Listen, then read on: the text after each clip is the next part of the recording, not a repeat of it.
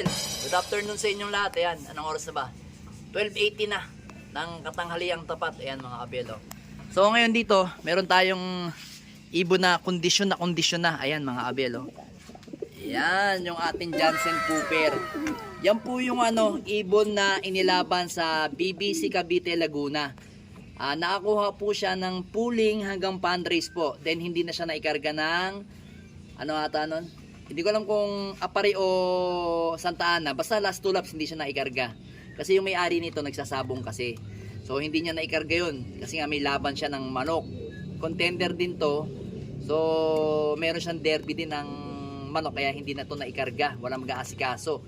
So ngayon, tatsambahan natin sa kaibigan natin. Kailala ng kaibigan natin na sabi ko, kung meron siyang mga lahi ng Jansen. Yun nga, etong ibon na to is Jansen Cooper.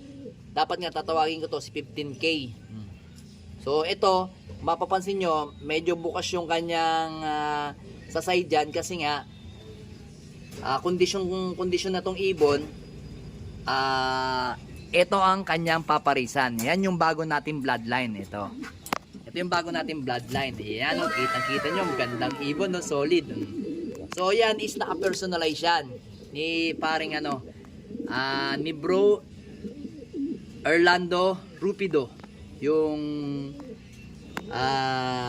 nag first overall champion sa APR sa South. Yan, back to back yun na pati ngayon hindi naman siya back to back champion.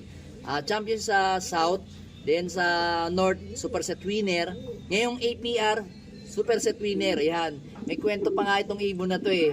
Sabi ko kasi sa kanya, bro, asa na yung pinatatago ko sa yung ibon, kukunin ko na.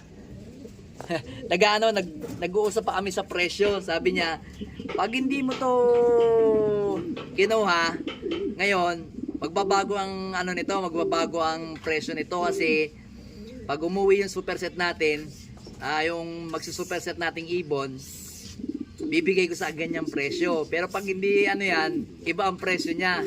Nagkataon, sabi ko, wag na natin pag-usapan yan. Biyernes pa lang, kukunin ko na yung ibon yun nga, Biyernes pa lang. Kasi ang release nila Sabado. Kagaya namin, nung Tugigaraw sila naman last lap Santa Ana. So, yun. Kagandahan naman, Friday pa lang, napashipping na natin to, nakuha na natin sa kanya. Ang bloodline nito mga Abiel is no peds line. NPL po yan mga Abiel. Yan yung bago natin bloodline na kadugo naman nito. Ang tatay nito at saka tatay ni NPL na to, ayan, yung blue bar na yan is iisa mga Abel. Isang blue bar na yan. Iisa yung tatay nila. Iisa yung pinagkuhanan ko. Ayan. NPL sila. Same silang NPL. Iisa yung tatay nila. Pero magkaiba yung kanilang nanay ata. Pero ito kasi, itong ibon na to, hen, going 10 months old. Yan. Going 10 months old to. Hen to mga Abel. Going 10 months old to. Ito, line breeding to. Ni Macnegra. Yan. Negra ang tawag ni paring Orlando eh. Macnegra to. 10 months old. So ngayon, medyo naninibago pa sa atin. Hindi pa masyadong nagtutuka. Hindi pa siya ganong kalakas kumain. Maliit lang na ibon. Ayan, ang gandang ibon. Solid oh. Mga Abel, ang gandang ibon talaga niyan. So ito, hawakan nga natin. Papahawak ko lang yung camera sa aking anak. Brain, hawakan mo na tong camera. Ayan yung ibon natin.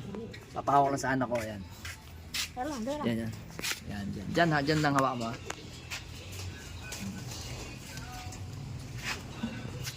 Ito to mga Abel. Ito mo to. Yan mga Abel. So ito yung ibon. Kung mapapansin nyo, blue bar na white light. Gandang ibon oh. Yan oh. So yung pang 10 feather niya o first primary niya, patubo pa lang. Ayun, mapapansin nyo dito. Yan oh. Yan. Bale 2, 4, 6, 8, 9, 10. 10 yung pakpak niyang puti. Dito sa kabila ganun din. 2, kasi patubo pa lang to eh. 2, 4, 6, 8, 10. Ay 11 oh. 11 tsaka 10 na feather oh. Gandang ibon mga Abel. Kita nyo solid oh. Dito tayo para medyo maliwanag. Yan. Taas mo na konti. Yan. Yan yung ibon hen. Medyo hindi pa siya masyado namamaris kasi nga naninibago pa siya dito sa ating area.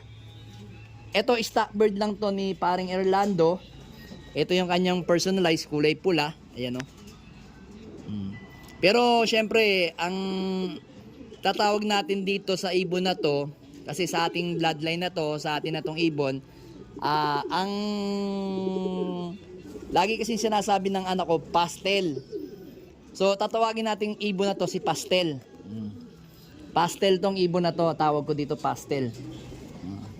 Kasi syempre pagka dumating sa ating loop yan, binabansagan natin yung mga ibang pangalan. Kaya ang tawag ko dito si pastel.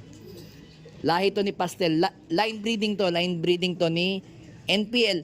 Kasi ang pinagmulan nitong mga ibon na to, ano yan, ano bang pangalan to? Jimmy D. Yan. Alam ko si Jimmy D, ewan ko kung secretary ng PHA dati yon. Alam ko, di ko alam kung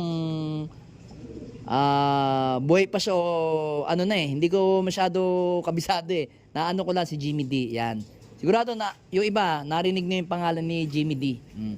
Yan yung bloodline ng ibon natin. So, pinangalanan lang ni paring Erlando to ng NPL. Yan. Bali, dalawa na yung NPL natin bloodline dito. So, may masusubukan na tayong anak ni NPL dito, isa. Ito. Yan, may masusubukan na tayo dyan. Bali, sa South natin, masusubukan sa BBC at saka sa PUF. Kaso yung isang PUF medyo bata pa, yan. Magkapatid sila sa tatay. Same silang maliit na ibon. Ayan, kita nyo. Sakto lang, bilugin yung katawan, no? Kasi, kita nyo, lubog na lubog yung kanyang, dito, pitcho. Kita nyo naman yung kanyang galugod dito. Ito yung galugod niya, oh. Kita nyo? Ibang-iba yung galugod niya sa kanyang dito. Parang ng manok, oh. Tapos, talagang mapapansin nyo na naglalabas ng puti kasi yung mga, kuko niya, puti. Talagang sinabi sa akin ni parang Orlando, bro Orlando, na pagka white light magagaling talaga ang mga NPL, no. Lahi ng pastel natin to, pastel yan. Gandang ibon, solid, oh. Kitang-kita nyo, solid na ibon. Kaso malamang sa alamang, by pa to, South pa natin to masusubukan mga abel, kasi medyo namamahay pa siya dito sa loop natin. Ayaw niya pang mamaris, medyo mailap pa siya. Gandang ibon, solid. Itas mo, yan. Yan yung ibon natin, mga abel, ganda, solid, oh. Yan. Alright.